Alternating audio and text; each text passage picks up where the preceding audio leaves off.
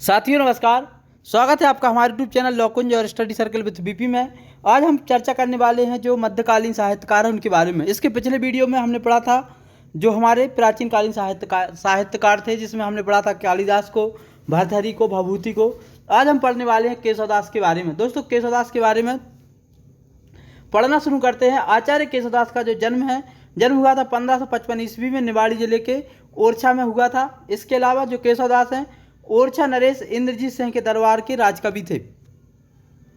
कविता में भाषा की दुरूहता एवं क्लिष्टता के कारण केशवदास को कठिन काव्य का प्रेत भी कहा जाता है। सबसे ज़्यादा पूछी जाने वाली लाइन है, इसको विशेष तौर पर ध्यान रखें। केशवदास की स्मृति में ओरछा में जो प्रतिवर्ष है जयंती समारोह का भी आयोजन किया जाता है। इसके अलावा जो केशवदास की प्रमुख रचना है उनके बारे में हम चर्चा करते हैं।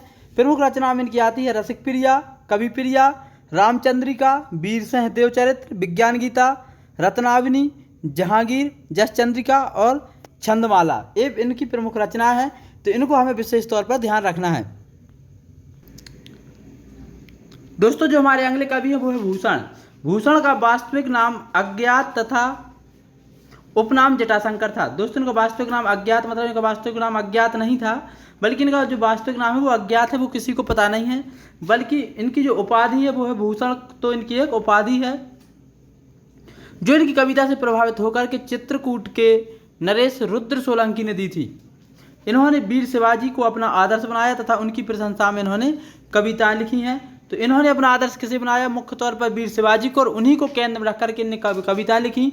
अधिकतर कविताएं इनकी जो है उसमें प्रमुख रूप से आती हैं जो शिवाबामनी, छत्रसाल दशक, भूषण उल्लास, भूषण हजारा, शिवराज भूषण आदि। ये इनकी जो है प्रमुख रचना है, इनको हमें विशेष तौर पर ध्यान रखना है। और यदि आप लोग पेन कॉपी लेकर के बैठे हैं तो इनको जरूर लिखते जाएं, ताकि दोबारा आपको इतना लंबा वीडियो फिर से ना देखना पड़े।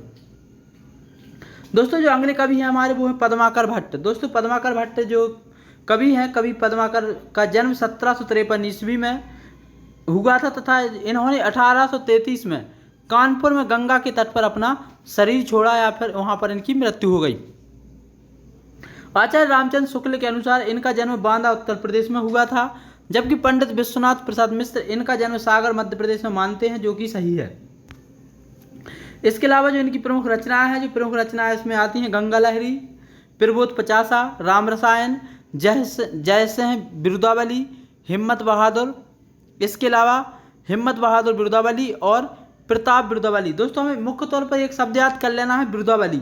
जिसमें बिरुदावली हमें लिखा मिल जाएगा उसमें हमें याद करना है पद्माकर की है। इसके अलावा कुछ जो है गंगा लहरी, प्रबोध पचासा, राम रसायन, ये 3-4 रचनाएं हमें अलग याद कर लेनी है। इसके अलावा इन्होंने लिखा था जो अली जाह प्रकाश, इनकी प्रमुख रचनाएं हैं। इसके अलावा कवि पद्माकर महाराज दौलत राव सिंधिया के दरबार में रहते थे। दोस्तों हमें दरबार जरूर याद रखना है। जैसे अभी हमने पिछले में पढ़ा कि केशवदास दरबारी कवि थे, इसकी वैसे ही हमने पढ़ा भूषण दरबारी कवि थे, वैसे ही जो पद्माकर हैं ये भी दौलत राम सिंधिया के दरबार में रहते थे तथा उनकी प्रशंसा में इन्होंने अली जाह प्रकाशी रचना की। ये हमें विशेष तौर पर ध्यान रखना है। अब बढ़ते हैं अगले कवि की तरफ। जो अगले कवि हैं दोस्तों वो हमारे एक इनको कवि नहीं कह सकते, तो व्यंग्यकार हैं हरिशंकर परसाई। हिंदी के प्रसिद्ध लेखक एवं व्यंग्यकार हरिशंकर परसाई का जन्म 22 अगस्त 1924 को होशंगाबाद जिले के जामनी गांव में हुआ था। दोस्तों मुख्य तौर पर आपको बता दें मध्य प्रदेश में जन्मे प्रमुख लेखक, कवि एवं साहित्यकारों के बारे में हम पढ़ रहे हैं। यदि आपको वीडियो पसंद आ रहा है तो इसको लाइक कर लें, साथ ही हमारे चैनल को सब्सक्राइब कर लें। परसाई जी ने जो प्रमुख तौर पर जो लिखा है, इन्होंने अधिकतर व्यंग्य लिखे हैं। परसाई ने वसुधा एवं प्रहरी नामक साहित्यिक मासिक पत्रिकाओं का भी संपादन किया, ये हमें विशेष तौर पर ध्यान रखना है। इनकी 2 मासिक पत्रिकाएं हैं, वसुधा और प्रहरी। इनकी रचनाएं जो प्रमुख हैं वो है रानी नागफनी की कहानी, तट की खोज, हंसते हैं रोते हैं, जैसे उनके दिन फिरे, भोला राम का जीव, ब्रेसलाओं की फिसलन, ठिठुरता हुआ गणतंत्र, विकलांग श्रद्धा का दौर, भूत के पांव पीछे, तब की बात और थी, बेईमान की परत, शिकायत मुझे भी है, सदाचार का ताबीज, माटी का है कुमार से, काक भगौड़ा और पगडंडियों का जमाना। दोस्तों रचनाओं को आप वीडियो पोस्ट करके एक बार नोट कर लीजिएगा। इनमें से प्रमुख तौर पर जो अधिकतर पूछी जाती है वो पूछी जाती है भूत के पांव पीछे, इसके अलावा सदाचार का ताबीज और ठिठुरता हुआ गणतंत्र, ये प्रमुख रूप से पूछी जाने वाली कविताएं हैं। और एक भोला राम का जीव है, ये तो हमारे जो है सिलेबस में भी पहले इसको पढ़ाया जाता है, तो ये भी मुख्य है, इसको भी आप लोग याद कर लें। जो अगले लेखक हैं ये भी दोस्तों व्यंग्यकार हैं, शरद जोशी। इनका जन्म भी मध्य प्रदेश में ही हुआ था। शरद जोशी हिंदी साहित्य के प्रमुख लेखक एवं व्यंग्यकार शरद जोशी का जन्म 1931 को उज्जैन में हुआ था। महाकाल की नगरी उज्जैन में इनका जन्म हुआ था। वर्ष 1990 में इन्हें पद्मश्री पुरस्कार से सम्मानित भी किया गया। इसके अलावा इनकी जो प्रमुख रचनाएं हैं उसमें मुख्य तौर पर आती है परिक्रमा, फिर किसी बहाने, जीप पर सवार इल्लियां सबसे ज़्यादा पूछी जाने वाली रचना है इनकी।